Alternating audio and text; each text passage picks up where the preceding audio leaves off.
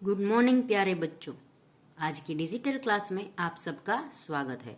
अब आप इस विषय के वीडियोस एक साथ भी देख सकते हैं। इसके लिए इस वीडियो के नीचे मेरी चैनल का नाम है, उस पर क्लिक करके चैनल में जाके प्लेलिस्ट में इस विषय के सारे वीडियोस देख सकते हैं।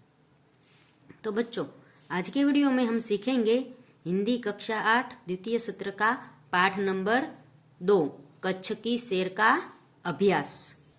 अभ्यास में सबसे पहला प्रश्न है, निम्नलिखित मुद्दों के संदर्भ में 4-5 वाक्य बोलिए। तो ये 4 संदर्भ है, यानी 4 विषय हमें दिए गए हैं। इसके संदर्भ में हमें 4 से 5 वाक्य लिखने हैं। तो पहला है मरुभूमि या रेगिस्तान। तो इसके बारे में मैंने 5 वाक्य लिखे हैं। जिस प्रदेश में दूर दूर तक रेती ही रेत दिखाई देती है उसे मरुभूमि या रेगिस्तान कहते हैं। मरुभूमि में वर्षा बहुत कम या बिल्कुल नहीं होती। यहाँ पानी के लिए दूर दूर तक भटकना पड़ता है। कहीं कहीं ऐसे स्थान होते हैं जहाँ भूमि से पानी निकलता है। ऐसे स्थानों को मरु उद्यान कहते हैं। मरुभूमि के लोग प्रायः ऊंट पर प्रवास करते हैं, इसलिए ऊंट को रेगिस्तान का जहाज कहा जाता है। फिर दूसरा है कच्छ के 3 बड़े शहर। तो उसके लिए मैंने वाक्य लिखे हैं, मांडवी, भुज और मुंद्रा। ये 3 बड़े कच्छ के शहर है। ये कच्छ के 3 बड़े शहर है। मांडवी अत्यंत सुंदर बंदरगाह है। यह बड़ा प्राचीन शहर है। यहाँ राजमहल, पवन चक्किया आदि है। फिर है भुज में प्राग महल, हिल गार्डन, आईना महल, स्वामीनारायण मंदिर, हमीरसर तालाब, भुजिया पहाड़ आदि दर्शनीय स्थान है। मुंद्रा में अनेक उद्यानों का विकास हुआ है। यहाँ प्राचीन इमारतें हैं। फिर तीसरा है कच्छ में स्थित धार्मिक स्थल।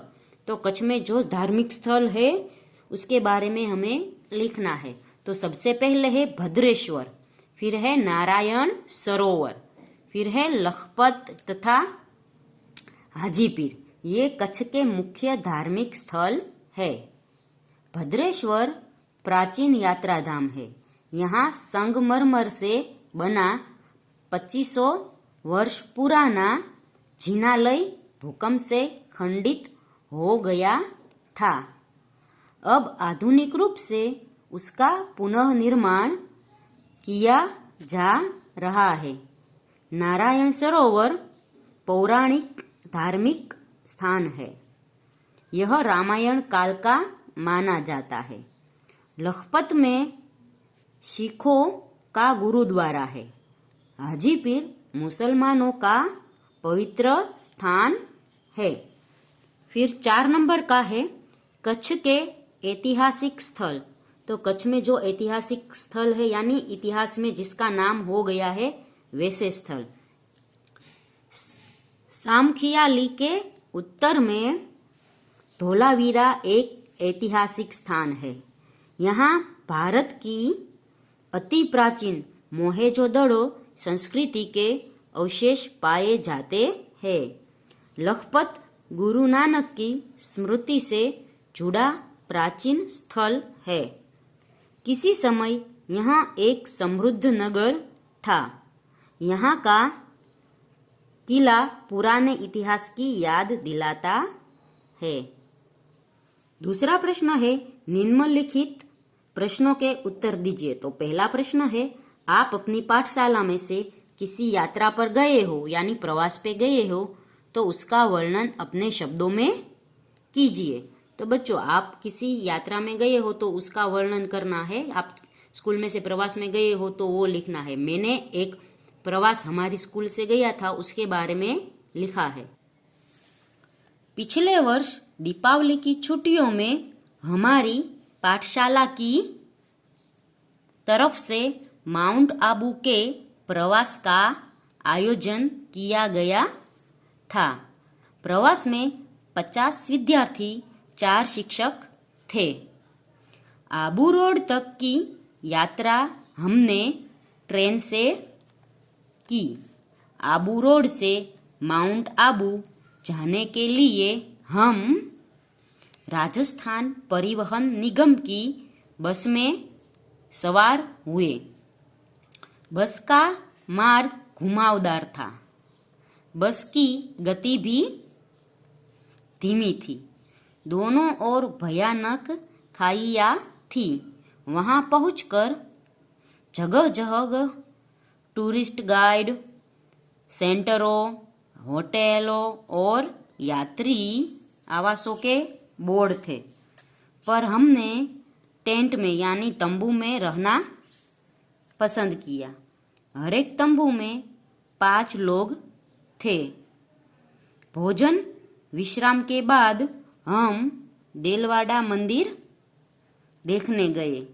वहां की कला देखकर हम दंग रह गए। देवरानी जेठानी मंदिर सचमुच बहुत सुंदर था।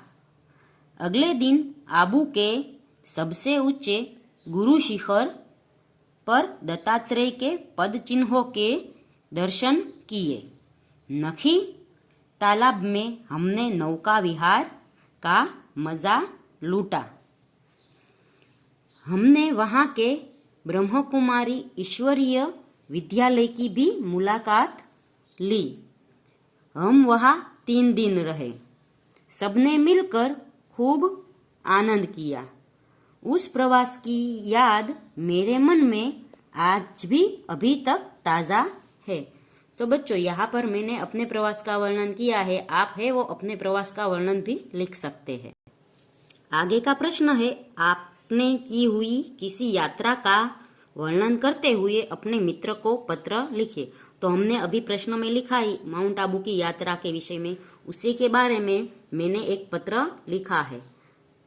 पत्र में सबसे पहले है पता यानी एड्रेस 16 भक्ति विलास, देवबाग, भावनगर 364001 और पत्र लिखने की तारीख है 23 जनवरी 2018। ये पत्र लिखा है प्रिय मित्र आरुषि को। पहले लिखा है नमस्कार। आगे है कल तुम्हारा पत्र मिला। यह जानकर अच्छा लगा कि तुम सब अच्छे हो। हम दीपावली की छुट्टियों में माउंट आबू गए थे।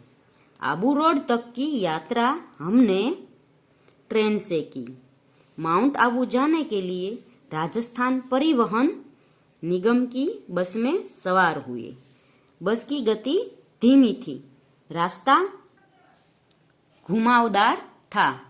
वहां तंबू बनाकर हम रहे थे। पहले दिन हमने देलवाड़ा के डेरे, देवरानी जेठानी मंदिर देखा। बाद में शाम को नखी तालाब में नौका विहार किया।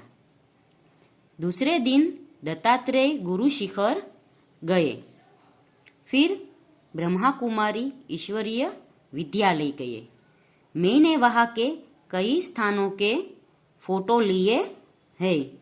कुछ फोटो तुम्हें भेज रही हूँ शेष मिलने पर। तुम्हारी मित्र प्रियांशी। तो प्रियांशी ने ये पत्र आरुषि को लिखा है। तो आप भी ऐसे आपके मित्र को पत्र लिख सकते हैं। तो बच्चों, आज के वीडियो में हम यहाँ तक का अभ्यास सीखेंगे। अगले वीडियो में यहाँ से आगे का अभ्यास सीखेंगे। तब तक के लिए गुड बाय, टेक केयर।